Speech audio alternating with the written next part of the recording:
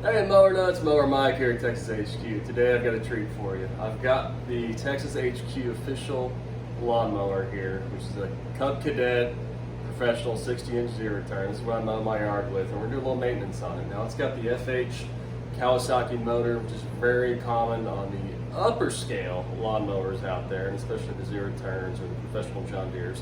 So we're going to go through an oil change, spark plugs, fuel filter, air filter, so everything you should do once a year. So with that, let's go ahead and get started. All right, so the first thing we do is take a look at the spark plugs and replace them. This is good to do once a year. To do that, first just, you pull the boot off, then to remove the spark plug. Some of these have 13/16, some have 5/8. This old one here has a 13/16, so it shouldn't be too tight on there. And just unloose it. This is a crappy Chinese spark plug, so it'll be good. Now, what we're going back with is the spark plug brand I prefer. It's the NGK. This is the BKR4E, which is standard on these Kawasaki motors. Now, before you put it in there, you want to check the spark plug gap, which is that gap between the electrode. What you need is a little spark plug gap tool like this guy here. These set to 0.003 inch. So as we go along here, you can see this one, it's a little big, so we need to go ahead and I like to just press them on a piece of metal. See if we got it in there. Oh yeah, that's just about right. Okay, so then we just thread it in there as usual. Usually have a problem finding the hole, but it looks like we got her that time. And going back in, these NGKs go with a 5/8 inch wrench. Now, if you do get the cheapo tune-up kit off Amazon like I got, they come with these Chinese spark plugs.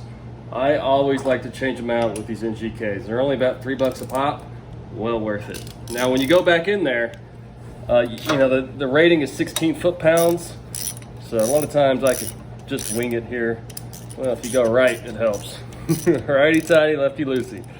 And then just, you can feel 16 foot-pounds is exactly how many foot-pounds of torque you're going to put at 1 foot at the end of the wrench. So, that's 15 right there. You don't want to go too tight, these being aluminum heads.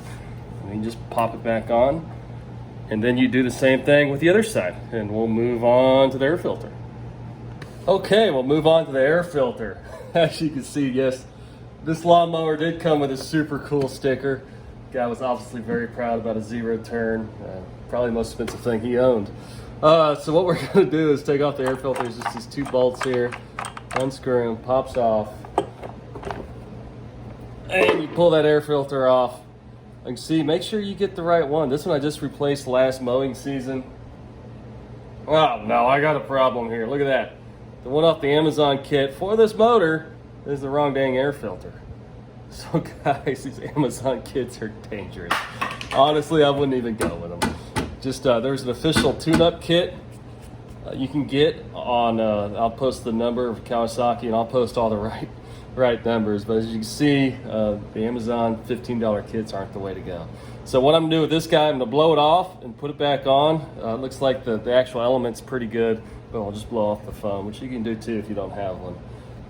Now we're gonna strap this thing back on and get to the oil change. Hopefully it goes a little better. Okay, so next we're gonna move on to draining the oil. Now, some of these are harder to drain than others. What I've got here is this oil to drain tube. Usually on these higher end mowers, you're gonna have a separate tube that really helps with the oil draining. If yours doesn't have this and it's buried back in here, and it's gonna spill all over your mower, I highly suggest you order one of these for your motor. They're really handy. So the way you get this sucker off, we get 11, no, not 11/16, get a 3/4 around it. And then it is the next size down on the other end, 11/16. And guys, this just makes a huge difference in your shop. As far as, whoa, it's hot.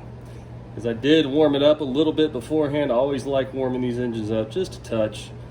Make sure you get all the gunk flowing. And we will let it go. And these are kind of a slow drain situation, so just let her drain and make sure it's down below the actual level of the motor. And make sure it's all out of there. And with that, let's move on and find the oil filter. And so next we'll move on to the oil filter. Now this one you don't have a choice but to make a mess. So I take my big R pliers here, and you just loosen her up. It's real simple. It's gonna be on the left side of the motor, passenger side. And when you take it off, just try to tip it up to catch as much of that oil as possible. All right, it's off. So now that it's off, we'll try my Amazon oil filter. Let's see if this sucker fits a little better in my air filter. Again, I do not recommend getting these Amazon kits because obviously they send you the wrong crap.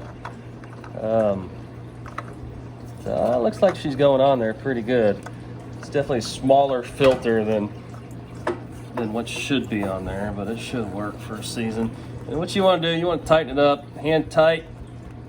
You know, if you're a woman or just don't have strong hands, you might throw your wrench on there. Just give it a little extra half turn. You don't want them real tight, but you don't want it leaking either. And so that, easy enough, oil filter is on. All right, so let's move on to engine oil. Now, there's a lot of debate online. What type of engine oil should I use in my small engine repair? I think people just like researching it. It's not that complex. Any 10W30, 10W40 is going to work. Synthetic always works a little better. If you want the best, in my opinion, go to the AMSOIL 10W30 small engine oil. They do seem to run a little better. No, I'm not getting paid by AMSOIL or getting free oil. It'd be cool if I did, so AMSOIL, you know, hit me up. These engines take 1.8 quarts. So when you fill them up, just take your time. Use a big funnel. Oh my gosh, that is loud. Had the wrong. Oh, never put your dirty oil into a motor. That was actually my dirty oil AMSOIL container. A bit of a disaster. This YouTube video is showing a lot of what not to do when maintaining your Kawasaki motor. I'm pretty good at showing the wrong way, but I think we eventually got to it. So get your 1.8 quarts in it for us Americans. AMSOIL is American, so it's all in quarts, and then you just check it. You take this big old plastic dipstick, you rip it out, and you want it to be just between these two lines right here. You see I'm actually a little too full, so I'm probably going to drain some out. But yeah, you don't want too much oil in there. You always want to keep it between those lines. If you put too much oil in it, it will start smoking. So with that, you got the oil change. I'm going to move on to just real quick show you guys the fuel filter change. Okay, so next we're going to move on to the fuel filter. My little Amazon kit did come with a new one. Now fuel filters, you always have that end pointing towards the gas tank, and then it's going to flow into that filter like so. Anytime you're messing with gas, always use safety goggles. You don't want that fuel flying in your face. And so the first step when taking it off, take off this clip, but then you want to shut this fuel off coming here. So if you pull this off, with that fuel not off, gravity's going to be a bitch to you, and you're going to end up with fuel all over the floor. So the old mechanics ways to do it, pair of vice grips right there, shut that fuel off, just squeeze it down. You use pretty much anything you got in the shop, but any professional is going to use vice grips. Then you want to, now these things can be quite a booger bear to get off there, for real. And then always be careful with fuel in your shop. That fuel gets in that concrete and it's dang near impossible to get it out of there. And these things here are always a booger bear to get out. A lot of times what I end up doing is I'll just snip that fuel line there. Okay, and then to put the new one on, just make sure you get it facing the right direction. You got a little arrow on that filter there. Just slide her on. Before you slide her on, make sure your clips are down there. A lot of times, it's always good to put new clips. If you don't have them, the old ones work. And with that, you slide the clips down over it. And it's pretty simple. And then make sure those clips are tight on there. This one is definitely tight. And this one here is just a hose clamp. Out here at the Mower Mike Shop, we got all sorts of clampages.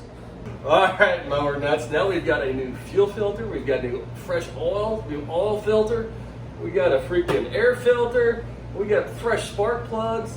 This Kawasaki motor is ready to mow. And I'm gonna have a few more Zeroturn videos coming up. I got tired of working on John Deere riding lawnmower for a bit. So tune in. I got a few tricks up my sleeve when it comes to these Zeroturns. So please subscribe if you're cool, and we're gonna learn all about some lawnmowers. So that, Mower Mike out.